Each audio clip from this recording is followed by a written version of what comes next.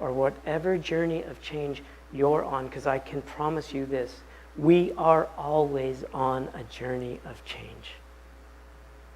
As human beings, that's what it means to be conscious. It's never going to end. Ever. And it's never going to be, the circumstances will never be predictable, but God's nature is. And that's where we can find our comfort. God will always be loving. God will always be faithful. God will always be true. God will always be there. God will always be accepting. Whatever the circumstances appear to be.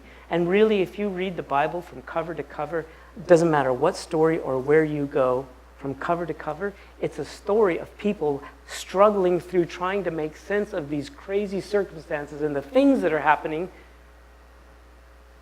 with the stereo side of God's unfailing, predictable, unbreakable love. Does that make sense? And that's the journey that we're on. And here's the beautiful thing. So, on Sunday, we talked about those two poles of, I'm going to do this on purpose, God with a small g as I imagine God to be, and over here, God as God is. And between this huge distance, this cavern, we said earlier, and we said on Sunday, that this is where all evil takes place. This is where all those things that we named, fear and despair and rejection and hatred and all of that takes place here. So that's what this space is if, as I said on Sunday, if we're wearing the glasses of fear. Okay?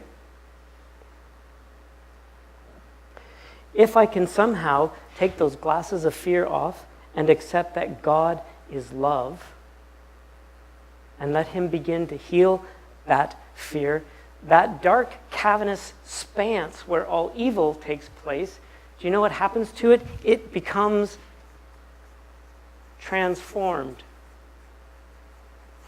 into sacred ground.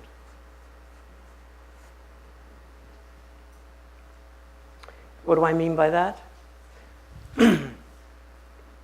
God, as God is the infinite, incomprehensible source of all goodness and love. Okay? I know those are big terms, kind of, but you with me? Okay? We are finite, created beings. Okay? Until the 4th century, coming in the Western world from Socrates, then Plato, then Aristotle, was this notion that to be infinite was to be less than. Because only that which was complete would be perfect. Okay? So the Western world and the early church had this idea till the 4th century, that God was eternal, but not infinite. Because God was perfect. That's what they thought. And if God wasn't complete, God would not be perfect. But a mystic in the Eastern Orthodox tradition, one of the 3 pillars of the Eastern Orthodox Church, Gregory of Nyssa, if any of you have heard of him, a brilliant, brilliant theologian, came along and said, you know what, I'm sorry I can't accept this notion of what is perfect, because the love of God is infinite. And the goodness of God is infinite. Therefore, God, in his beauty, is infinite love. So think about that. If we are finite created beings, on a journey to discover God as God is, how long will that journey last? If God is eternal and infinite, it never ends.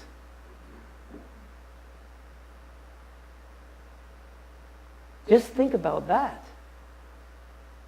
Just when you think goodness can't get any gooder, it gets gooder again. So this idea of resisting change, see it for what it is.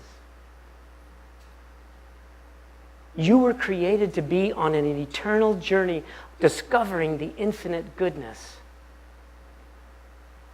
of God forever.